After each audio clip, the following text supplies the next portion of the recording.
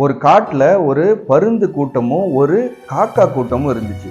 எப்ப பார்த்தாலும் ஒரு வேட்டையாடுறப்போ அந்த இரைய பிரிச்சுக்கிறதுல 2 பேருக்கும் எப்ப பாரு சண்டை நடந்துகிட்டே இருந்தது. அப்ப அந்த கூட்டத்தோட தலைவர்கள், இந்த காக்கா கூட்டோட தலைவனும் பருந்து கூட்டோட தலைவனும் 2 பேரும் உட்கார்ந்து பேசி ஒரு முடிவு பண்றாங்க. எப்ப இரை கிடைச்சாலும் 2 பேரும் சமமா பாதி பாதி பிரிச்சுக்கிறது. ஒரு பாதிய பருந்து கூட்டமும் ஒரு பாதிய காக்கா கூட்டமும் சாப்பிடுறதுன்னு சொல்லிட்டு ஒரு அக்ரிமெண்ட்டுக்கு வந்தாங்க. இப்ப அந்த ஒரு நாள் அந்த காட்டுல ஒரு வேடன் ஒரு நரிய அம்பு விட்டு அடிச்சிடுறான். அந்த நரி அவன்கிட்ட தப்பிச்சு ஓடி வந்து ஒரு இடத்துல வந்து விழுது. அது உயிரோட தான் இருக்கு. ஆனா அதால நகர முடியல. அப்படியே அங்க படுத்த படுக்கையா கிடக்குது.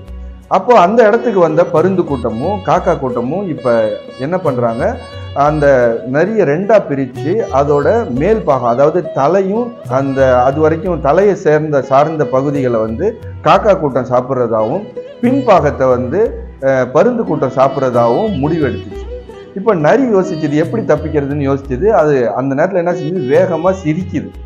அப்போ அந்த காக்கா கூட்டமும் பருந்து கூட்டமும் அவங்க அதுகிட்ட கேட்குறாங்க, நாங்க உன்னை அடிச்சு சாப்பிட போறோம், நீ இந்த நேரத்துல ஏன் சிரிக்கிற அப்படின்னு கேட்டோன்னா, அப்ப நரி தன்னோட தந்திரத்தை பயன்படுத்தி சொல்லுது, இருக்கிற பறவைகள்லயே பருந்து தான் வந்து ஒரு ராஜ பறவைன்னு நான் கேள்விப்பட்டிருக்கேன்.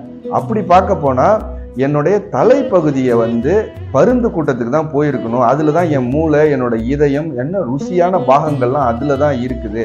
காக்கா கூட்டத்துக்கு பின்பாகம் போயிருக்கணும். ஆனா நீங்க வந்து அப்படியே தலைக்கீழே இங்க நடக்குதுன்னு நினைச்சு நான் சிரிக்கிறேன் அப்படின்னு சொன்னா, அப்போ பருந்து கூட்டம் சொல்ல, அவன் ஆமா நரி சொல்றது கரெக்ட் தான், எங்களுக்கு தான் வந்து தலைப்பகுதி வேணும் அப்படின்னு சொல்லி கேட்குது. அப்ப காக்கா கூட்டம் சொல்லுது, இல்ல அதெல்லாம் கிடையாது, ஏற்கனவே அக்ரிமெண்ட் நம்ம பேசி முடிச்சாச்சு, எங்களுக்கு தான் வந்து தலைப்பகுதி அப்படின்னு சொல்லி 2 பேருக்கும் சண்டை வந்து இப்போ ஒன்னோட ஒண்ணு அடிச்சுக்க ஆரம்பிக்குது. நிறைய பறவைகள் அடிபட்டு விழுந்துருது, நிறைய பறவைகள் செத்து போய் விழுந்துருது. பாக்கி இருந்த கொஞ்சம் பறவைகள் அங்கேருந்து பறந்து போயிடுது. இப்ப நரி என்ன செய்யுது, அந்த அடிபட்டு கிடக்கிற பறவையையும் செத்து கிடக்கிற பறவையையும் எடுத்து சாப்பிட்டு கொஞ்ச நாளைக்கு அப்புறம் அது நல்லா உடம்பு நல்லா தேறி போய் அங்கேருந்து போயிடுது. ஆக மொத்தம் அழிஞ்சது பருந்து கூட்டமும் காக்கா கூட்டமும் தான் அந்த காட்டுல இருந்து. இதுல இருந்து நாம ஒரு விஷயம் நல்லா தெரிஞ்சுக்கணும். நாம ஒரு குடும்பத்துக்குள்ளேயோ, ஒரு ஆர்கனைசேஷனுக்குள்ளேயோ, இல்லாட்டினா ஒரு அமைப்புக்குள்ளேயோ நாம உள்ளுக்குள்ள சண்டை போட்டுக்கிட்டா நம்மளுடைய எதிரியோ இல்லாட்டினா நம்மளுடைய பக்கத்து வீட்டுக்காரங்களோ இவங்க தான் வந்து அதுல குளிர் காய்வாங்க. அவங்க தான் அதுல லாபம் அடைவாங்க. நம்மளுடைய சண்டையை பெருசாக்கி அதை அவங்களோட லாபத்துக்கு அவங்க பயன்படுத்திப்பாங்க. ஒற்றுமையா இருந்தா எல்லாரையும் வெற்றி கொள்ளலாம், எல்லாரையும் நாம் ஆளலாம். சிந்தித்து செயல்படுங்க.